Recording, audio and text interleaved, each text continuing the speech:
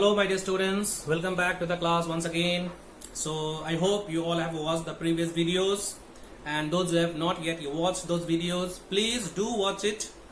It is already there in our school channel. Please go through the channel, watch it. And if still you face a problem reaching to the links of those videos, then definitely I'll share those videos link in the description box. Please check it once. So let us start with the new chapter from history, that is Jainism and Buddhism. So here in this chapter we'll be discussing about the doctrines of Buddhism and Jainism. Okay. So before we start about those doctrines being taught by Buddhism and Lord Buddha and Lord Mahavira, we need to focus on the sources which gives us information about Jainism and Buddhism. So altogether three sources are mentioned over here. The first one is Angas, second one is Tripitikas, and the third one is Jatakas. Okay. So what it is? So it is mentioned Jain literature like 12 Angas. Angs. Okay. A-N-G-A-S. Angs. 12 Angs. It gives us information about the Jain monks and the teachings of Jain Tirthankaras. Jain Tirthankaras. Okay. And Tripitika, the meaning of Tripitika is three baskets. Tripitika is three baskets. It deals with the doctrine of Buddhism and rules for the guidance of Buddhist monks. And then the third important source of Jainism and Buddhism is, let us say about Buddhism is Jataka tales or Jatakas. It was written in Pali language, which deals with the previous birth stories of Lord Buddha. It deals with the previous birth stories of Lord Buddha. Okay, the Aryan civilization gradually developed on a definite system of social society, religion, philosophy. The political, social, economic life also underwent a great change in the 6th century BC. So all this about the previous life of Lord Buddha is mentioned in Jataka tales. Okay. So now let us come to the main topic, why there was a rise of Buddhism or Jainism, or this both the religions side by side. Both these religions started side by side. So general consent of the causes we'll discuss first of all. Causes of the rise of Jainism and Buddhism. Okay. So it has been mentioned over here one by one that many thoughtful people in the later Vedic period, okay, they thought that religion started becoming more and more complicated for them. Religion in the later Vedic period started becoming more and more complicated for them. Okay, then ritualism became more important. Ritualism became more important than religious performances. Okay, thus new philosophical ideas developed. The people became frustrated with too much of ceremony. They now felt the need of a different system of religion.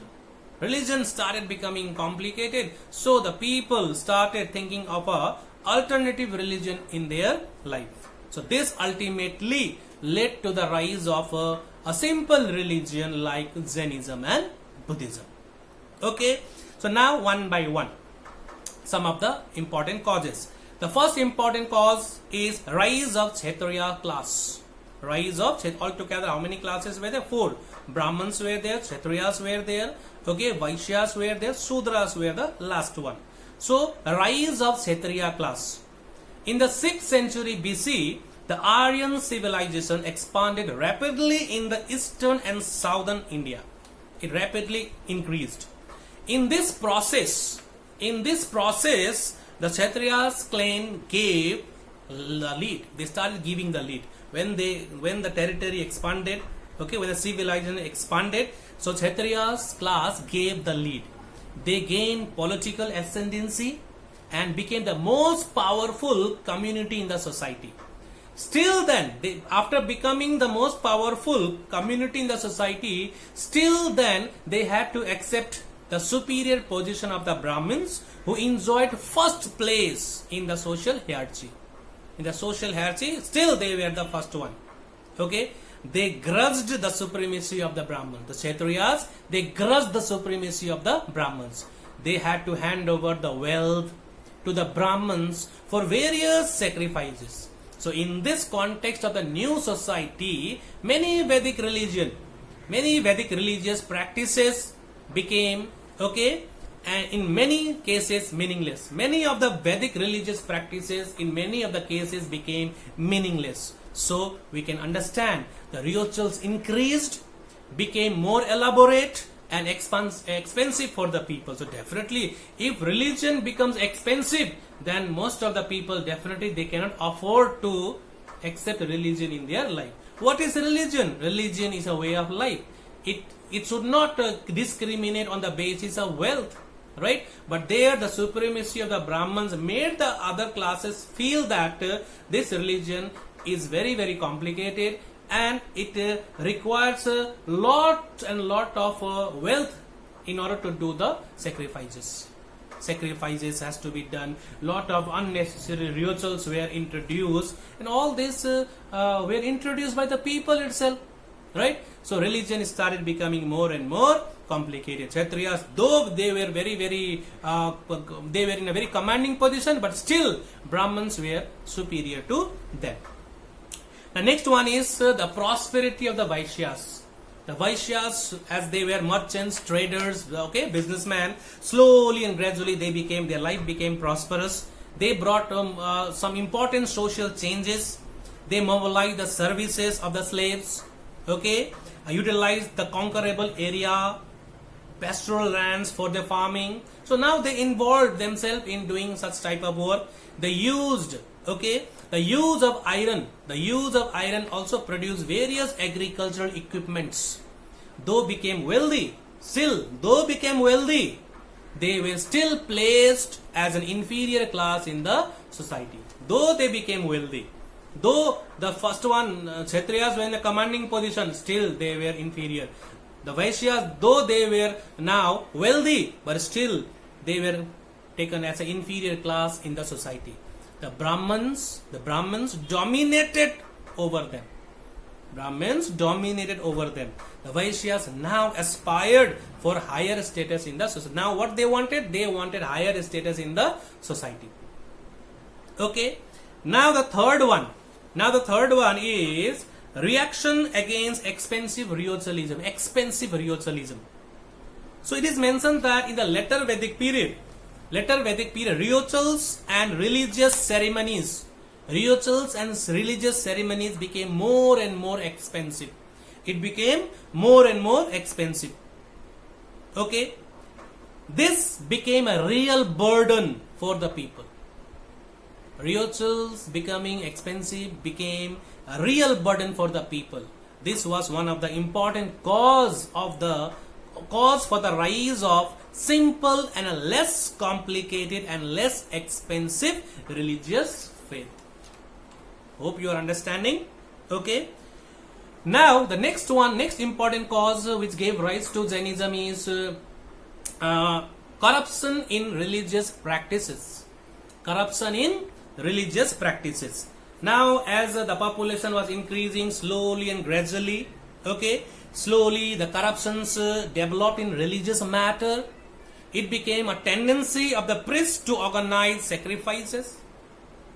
Priests started organizing sacrifices on large scale, irrespective of the financial capacity of the people. According to the financial capacity of the people, this type of sacrifices were organized. Okay, the Kshatriya rulers gradually protested against these practices. Kshatriya rulers, they protested against these practices of sacrifices.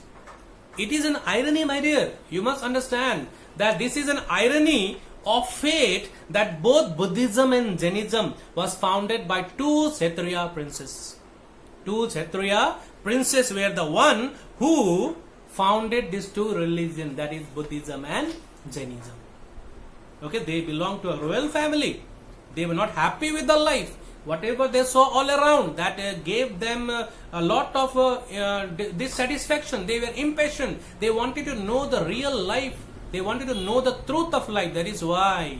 So when we discuss about the life also, we'll understand how they left their homes and later on how they became enlightened. Now the next one we need to understand appearance of the rigid caste system. as you know that the caste system was already rigid, so we need to understand that what happened when the caste system became more and more rigid. You know that Brahmin, Kshatriyas and Vaishyas formed a core of the society. Fourth one is not at all in the scene only. Okay, there was no social mobility among them. There was no social mobility. The Sudras practically became untouchables. The Sudras, the fourth caste or the fourth class became untouchables. Just imagine, they were not allowed to enter into any temples, and they were not even allowed to draw water from the common well. This class, let us say the frustrated class, those who served the upper three classes, this class, my dear, now demanded a religion which would liberate them from the oppression of the upper three classes. I think you are understanding what I am trying to say. The caste system, when it became rigid, the fourth caste, now they decided that we need to have a simple religion that can free ourselves from the oppression of the three classes above us. Though there was no social mobility among all the three classes, but still, who was the sufferer? The Sudras were the sufferer. Okay, now the next important cause is the language. During the Vedic and later Vedic period, all literatures, hymns, okay, and associated sacred mantras were composed in Sanskrit. All those were composed, literatures, hymns, okay, and the important or the sacred mantras were composed in Sanskrit. But the common people failed to understand the meaning of those mantras. Naturally, they wanted a simple language which they could understand easily. This also is one of the important causes. They wanted a simple language. Definitely, if I don't understand the language of my scriptures, what is the use of reading it? If I don't understand the subject, what is the use of giving the test and the exams? Useless. So religion makes our life simple. But during those times, the religion made their life more and more complicated. So they wanted to free themselves, and they had no alternative. They aspired for a different religion, a simple religion which could make the people understand about the truth of life. Okay, and let me tell you one more causes, that is agriculture and religious practices. You know that in the sacrifices, slaughtering of animals became a most common feature. Slaughtering of animals. Asmaveda Yagya, okay, were performed by the rulers. After the end of a ceremony, after the end of this Asmaveda Yagya, okay, end of the ceremony, the priest received cows as gift. Who received cows as gift? The priest received cows as gift. This became a problem for the farmers. Do you know why? The use of iron, okay, made the animal drawn plow very, very popular. The use of iron made the animal drawn plowing very popular.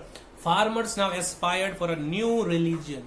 Here also farmers now aspired for a new religion which would protect and prevent the slaughter of the animals. Both Jainism and Buddhism started to criticize the existing belief. As we move forward, we'll understand that non-violence was the important creed of both the religions, Jainism and Buddhism. Okay, so cows were given to the priest as gifts at the end of the ceremony. Okay, Asmaveda Yagna was also been followed. I've given what is Asmaveda Yagna. You can go through it. Okay, so Asmaveda Yagna. So this is all about some of the important causes which gave rise to Jainism and Buddhism. Hope this much you understood it. And now we'll start with Jainism. How there was a rise of Jainism. So let me tell you about Mahavira also. and his teachings. Some of the important teachings we'll discuss over here, like Mahavira. So, in the 6th century BC, side by side with Buddhism, there also flourished Jainism. Jain tradition says that there were 23 Tirthankaras. Before Mahavira. Thus, Mahavira was the 24th Tirthankara. We have no definite information. We don't have the exact information about those 23 Tirthankaras. Okay. Not 23, 22 Tirthankaras. And we know about the 23rd Tirthankara, that is Parasva, okay, or the Parasvanath, which is also the historical figure. He was the son of King Asmaveshana of Banaras. He left home, the 23rd Tirthankara we are talking about. He left home at the age of 30 and became an ascetic. He received enlightenment after 84 days of penance. He died at the age of 100 years. Okay, nearly 250 years before Mahavira. Thus, before Mahavira, some kind of Jain faith existed in the country. Though it is not that it was with Mahavira the Jain faith started to it began. No, before that also Jain tradition and beliefs were there in our country. Now let us talk about Mahavira. Who was Mahavira? So Mahavira, the 24th Tirthankara. Okay, he was the 24th Tirthankara. He was born in Kundakram, a suburb of Vaisali, in 540 BC. At the age of 30, he left his home and became an ascetic. For long 12 years,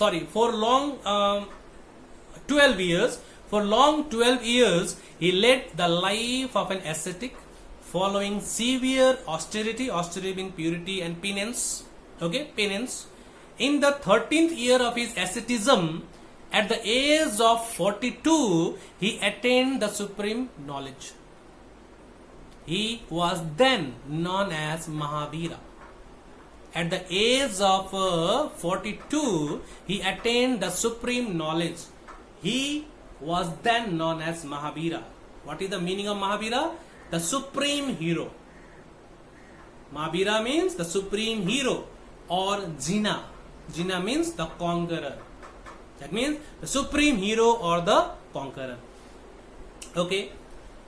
So, after the attainment of the supreme knowledge, what did Mahavira do? Mahavira led the life of a wandering teacher.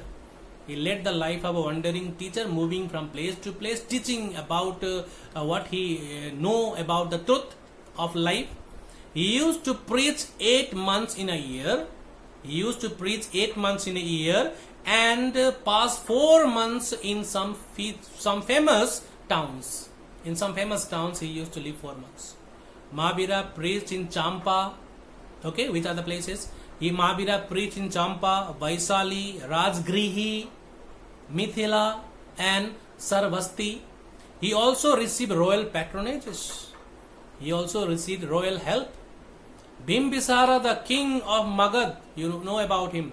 Bimbisara was the king of Magad. He patronized Mahavira. And Bimbisara was the greatest devotee of Mahavira. Okay, Ajatasatru might have some inclination for Mahavira's creed. He was inclined towards Mahavira's creed. So this is all about Mahavira, how he was enlightened. Okay, children. Now let us talk about some of the important teachings. What did Mahavira teach? Some of the important teachings of Mahavira, like highlighted ones. You can go through the video so you can see what is mentioned. So it is mentioned that Paras, who was the 23rd Tirthankara, He advocated 4 principles. Before him, who was the Tirthankara, 23rd Tirthankara, he advocated 4 principles. Those were truth, non-violence, non-possession, and not to receive anything which was not voluntarily given. Once again, truth, non-violence, non-possession, and not to receive anything which was not voluntarily given. Same thing. Today also we follow the same thing. Okay. To this Mahavira, in this Mahavira added something like a celibacy. Celibacy means purity. Purity. The mind and heart should be pure. He added to it. Mahavira declared man can get freedom. What he said? Mahavira taught the people that a man can get freedom. Man can get freedom from the cycle of birth and the death by practicing the following principles. He said later on that man can get freedom from the cycle of birth and death. How? By practicing the doctrine of. What were those? Practicing some principles. And which were the principles? Number 1, right belief. Number 2, right knowledge. Number 3, right action. Right belief, right knowledge, right action. If we follow this in our life, then we can free ourselves from the cycle of birth and death. We can free ourselves. We can get moksha. We can free ourselves. Okay. Not only that, he also advocated that doctrine of non-violence, that is ahimsa. Ahimsa in extreme form. Okay, non-violence should be followed in our life. Okay, it should be accepted in our life. Killing, slaughtering of animals for sacrifices should be stopped. So we should follow non-violence. He rejected the authority of the Vedas. You can just imagine, he rejected the authority of the Vedas, objected to Vedic rituals and supremacy of the Brahmins. So the authority of the Brahmins was rejected by him. The Vedic rituals were rejected by him. Okay, and the supremacy of Brahmins also were rejected by him. He also pointed out that penance, hardship, punishing oneself. Penance means hardship, punishing oneself. Okay, physical hardship can help one realize the truth. If we bring penance and hardship in our life, we can realize the truth of life. Even death by starvation was recommended by him. He also recommended die without food, starve without food. That also can be granted. That can make your heart and soul pure. Okay, the Jains also believe in the theory of karma theory. Karma, whatever work we do in this life will be rewarded at the end of the day. Will definitely, whatever we are doing today in this world, definitely after death or whichever, if possible in our life itself, we can be rewarded. Good deeds which we perform today will reward us good in our life. Okay, theory of karma, which was also been followed in Hinduism, okay, was believed by Jainism. So good deeds can liberate man. Good deeds can liberate man from the cycle of life and death. Simple. Why to be born again and again? One life is enough. Lead your life in a simple and in a very good way, so that we don't need to be born again. So if you want to free yourself from the cycle of birth and rebirth, then definitely you have to follow a life as been taught by Mahavira. Okay, so simple, right belief, right action, right knowledge. Right belief in a right way. So for that you need to have a knowledge also. You need to have a knowledge. Don't accept or follow the people blindly, and do the work sincerely and with right action, with good motives, helping nature. So that is all about life. So what did he teach? Did he teach anything different? No, which we follow even today, that he taught it. So is there any harm in following his teachings? It is not related to any religion. I suggest the students, even I also follow the same thing. Whatever he taught us, what is there? It doesn't make any sense. It doesn't make any differences. So we can go through that. We can follow right belief, right knowledge, right action. Non-violence, definitely. Truth, we always must speak the truth. Okay. So some of the code of conduct. Some of the code of conduct. So now let me teach you about the code of conduct as prescribed by the Zen sense.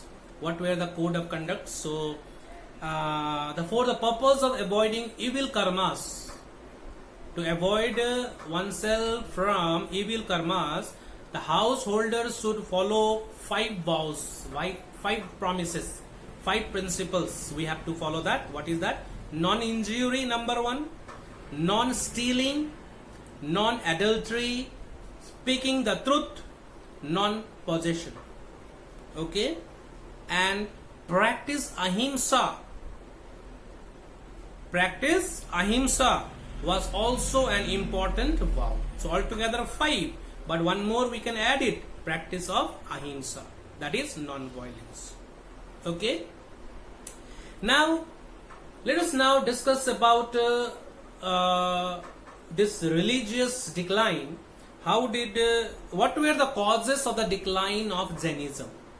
Though it was very warmly welcomed by the people were aspiring for having a simple religion, but this religion also slowly declined. It did not completely disappear. Still, many people they follow Jain tradition, Jain belief. So, what were the causes of decline? So, in the initial period, royal patronages helped a lot for the spread of Jainism, but gradually royal patronage got reduced. The lethargic attitude of the followers also became more and more lazy, lethargic. Lethargic attitude of the followers were also an important cause of the decline. People became lazy. Why to preach? Why to go? Why to move? So people's lazy nature also was responsible. And number 2, we can say that Zen, or we can say Jainism lost its popularity. Jainism lost its popular appeal due to its severe austere life. The way Jainism, Mahabhira taught to the people to perform penance and austerity in the life, even die without food, die due to starvation also. That is a very tough time, no? Very difficult for the people to follow. So this religion became more and more tough. It's not complicated, it became tough. Okay, due to its austere life, very tough, and the penance life, it lost its popular appeal among the people. And later on, Jainism was divided, or we can say that it is split into 2 different sects, Digambaras and Sitambaras. And due to the split also weakened the movement. Movement say that the preaching was going on, that was slowed down. And then on the other hand, revival of Brahmanism was an important setback for Jainism. So this religion was born when the life of the people became complicated, when the Hinduism became complicated. Okay, so now when Brahmanical religion was revived, once it was revived, people had no problem with the religion. People had a problem with the rigidity and the rituals being followed in the religion. So all those things were removed by the religion, Brahmins. So revival of Brahmanical sect, or we can say revival of Brahmanism, was an important setback for the Jainism. So I don't have any problem with my own old religion. So it was a setback for Jainism. People followed Jainism, people followed Buddhism because it was a simple religion. Later on, it was found that the principles of Jainism became more and more tough. They started talking about austerity, they talked about severe penance, and also definitely people lost their strength to follow those hardship and penance. Okay, that is all about the decline of Jainism. Okay, So now we'll be discussing about the impact of Jainism. So what was the impact of Jainism? So definitely, as you know, that the most important doctrine of Jainism was non-violence. So when the Kshatriyas class accepted the faith, they gradually lost their fighting spirit. They were fighters. They have to kill the enemies. So when this non-violence was started to be followed by the Kshatriya princes, they lost their fighting spirit. They became docile, weak, lazy, or we can say a lot of mercy came in their life, and this had a bad impact on the political life. Next one, we can say that rise of Jainism had a great impact on contemporary religious and social life. Okay, members of different castes were accepted in this religious fold. Thus, Jainism challenged the age-old domination of Brahmins in the society. Age-old domination of the Brahmins in society was challenged by this religion, because this gave place for all the people belonging to different castes. And one of the most important contributions of Jainism was its art and architecture. They propagated the religious principle through art and architecture. They beautifully decorated the stupas and temples. Stupas and temples are beautifully decorated. Okay, their beautiful art and architecture were sent to Parasnath Hill. Okay, Pawaripur at Bihar, Rajgrihi, Girnar and Mount Abu, Hathi Gumpa cave in Odisha, and Indra Sabha cave at Ellora and Udaygiri are the finest example of Jain art. Okay, and the last important impact is that another important contribution of Jainism was its emphasis on Prakrit, the language of the common people. Before was Sanskrit, now Prakrit was the language used by the people. So he started preaching the teachings. He started teaching the principles of Jainism in the language of the people, that is the Prakrit language. And they even use the language for the literature also. The religious books were composed in Ardha Magadhi. Religious books were written in Ardha Magadhi. The teaching of Mahavira were also composed in Ardha Magadhi and later compiled into 12 books called Angas, which was the important source in the beginning we discussed. Angas, Tripitakas and the Jatakas. Okay, how many? 12. So this is all about Jainism. This is all about the causes of the rise of Jainism, the teachings of Mahavira, okay, and the decline of this religion. It is not the decline. Decline means the popularity started to disappear. Popularity of Jainism, which was there in the beginning, now lost its. Okay. So this is all about Jainism. Okay. So the next topic we have to discuss is Gautam Buddha and Buddhism. So we'll do that also. Let's start with that. So let's start with Gautam Buddha and Buddhism. So first of all, we'll try to know about the early life of Prince Siddhartha. Okay. So Gautam Buddha was a founder of Buddhism, that we all know it. He was born in 566 BC at Lumbini near Kapilavastu in Terai region of Nepal. His father Suddhodana was the chief of republican clan of Sakya. He had all the luxuries of prince, but his lifestyle was greatly disturbed when he saw an old man bent with age. Old man he saw. Then second sight he saw was a sick man moved his mind. Sick man. First one, an old man bent. Second one, a sick man. Third one, a dead body. Third one he saw was a dead body of a man carried by cremation. Okay, cremation, dead body. So first one is the old man. Second one is the sick man. The third sight he saw was a dead body, and the fourth one he saw was a ascetic. Fourth man he saw was a ascetic, clad in yellow robe. Okay. So four sides. This is it is also known as four great sides of Buddha, which changed his life. Okay. So what did he do? Gautam left his wife and a child in search of. He was very much disturbed with the four sides. He was very much disturbed. So one day he decided to leave his wife and a son. This event is known as Great Renunciation. He left his family just in search of truth, and this came to be known as Great Renunciation. So what did he do when he left his family? Gautam wandered from place to place in search of truth. What actually is the truth of life? Finally, he found the answer to his query and became enlightened. He was enlightened. He was once sitting in a Bodhi tree.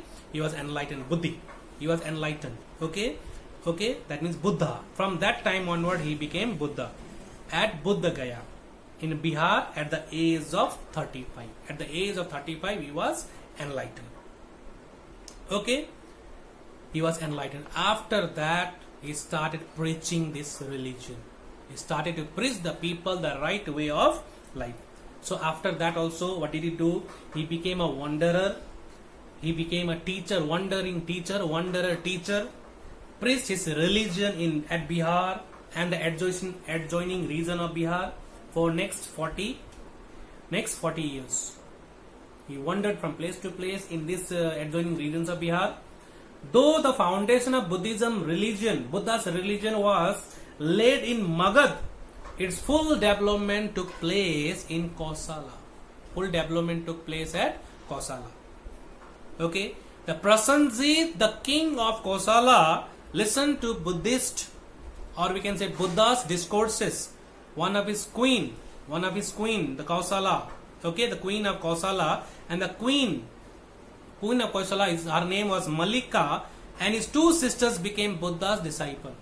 They were very much impressed, they were very much moved with the teaching of Lord Buddha, my dear, that they became the disciple of Buddha.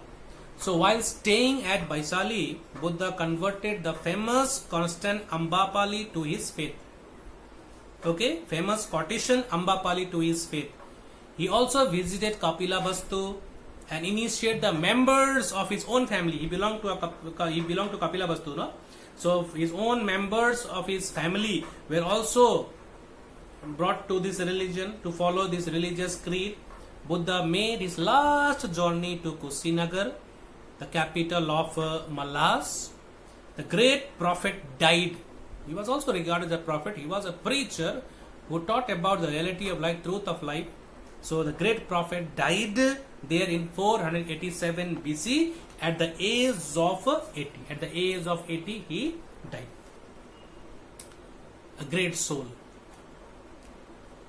Living in a royal family, he left his just imagine how he managed to gain courage to leave his family, wife and a son.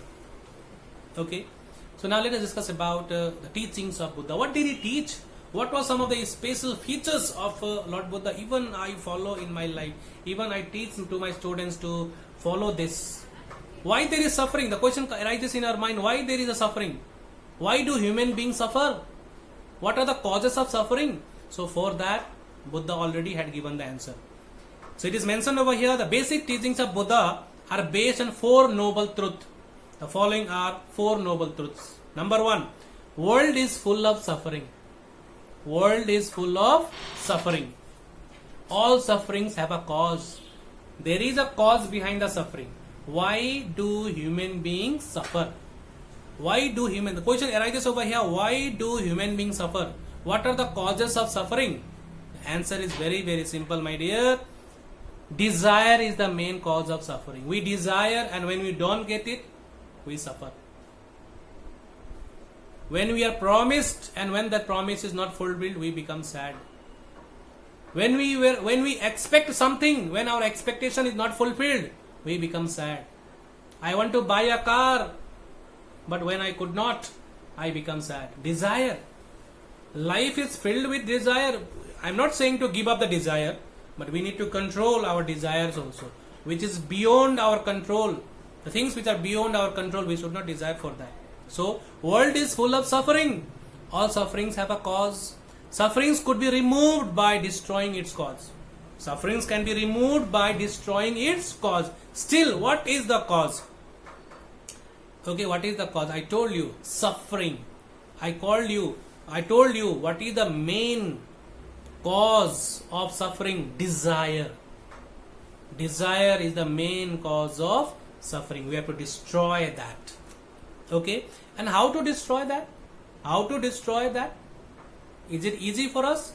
If we try, nothing is impossible. So in order to get rid of this desire, we need to follow the eightfold path taught by Lord Buddha.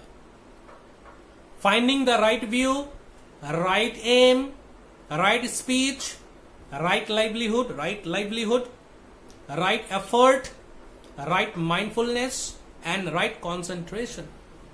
We have to believe everything in a proper way. Right view, see everything in a proper way.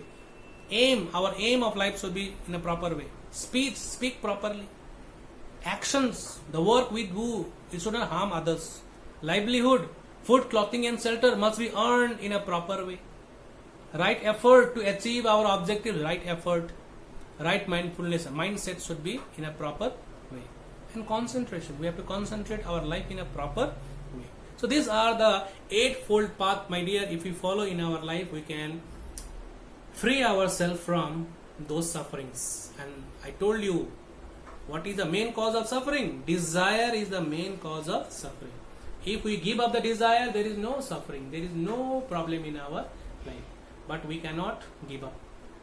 Still we are alive, we have so much of desire. I want to make a house, I want to have a bungalow, I need to have a car, I want to have a smart phone, smart TV, these, that. It goes on increasing and increasing. So once your eyes are closed, finished. Nothing is there.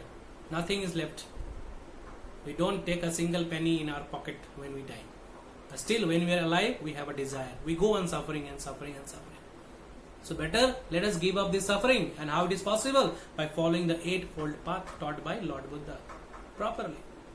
Control your desires. Okay, children?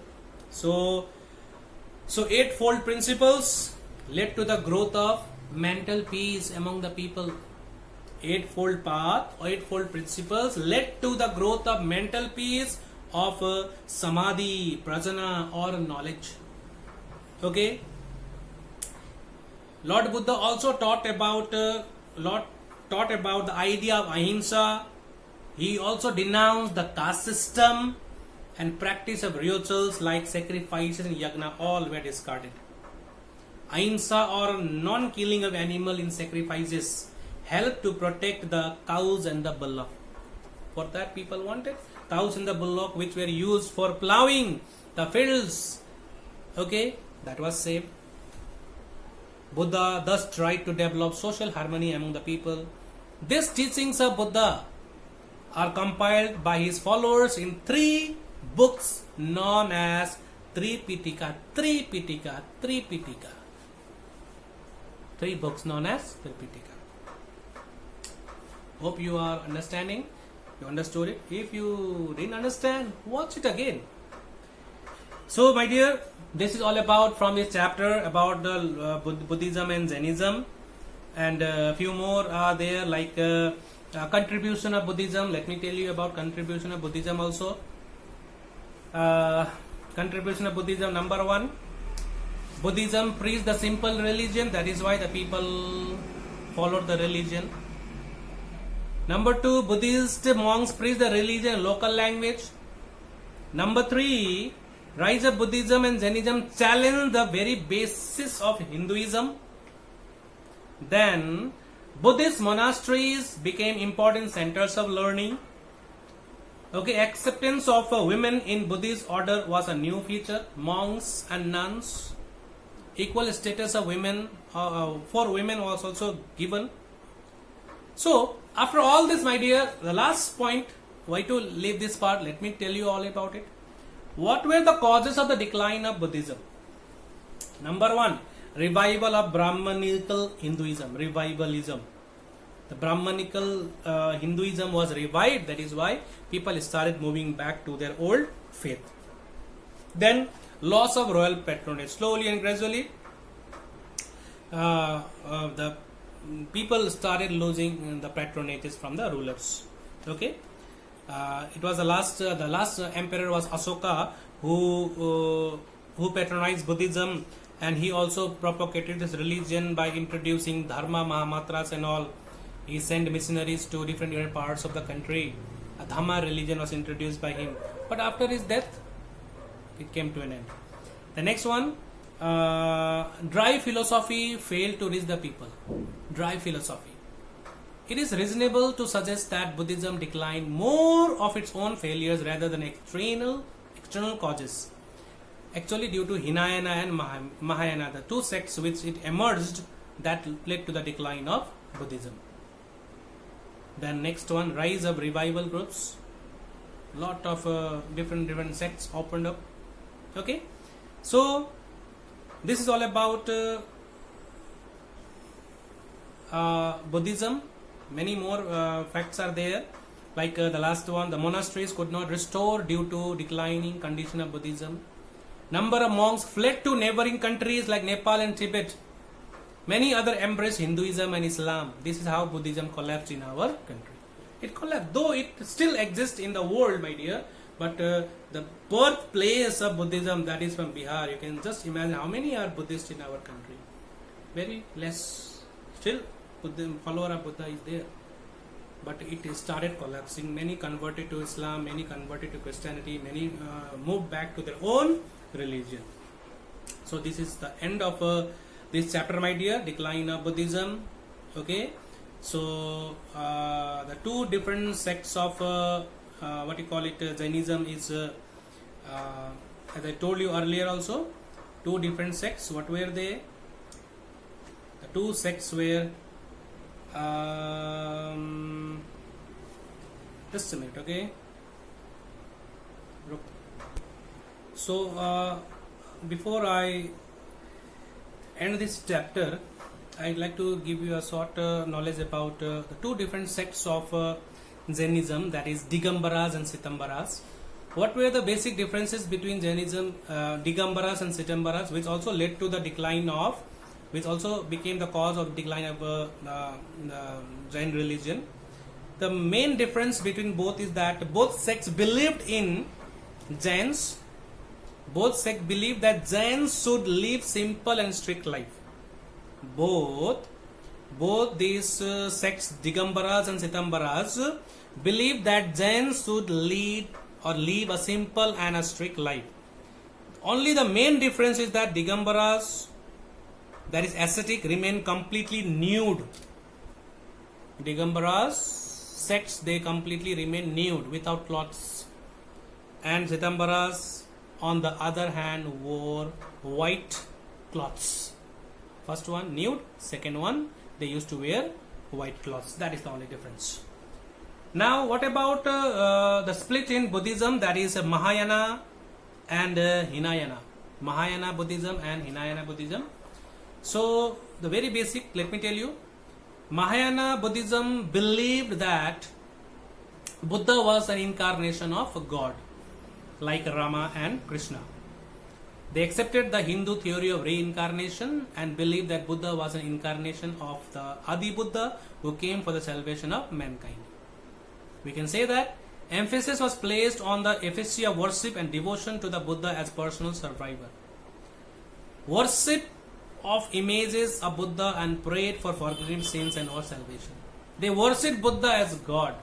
In a very simple language, Mahayana Buddhists, they believed Buddha as God, worshipped Buddha as God.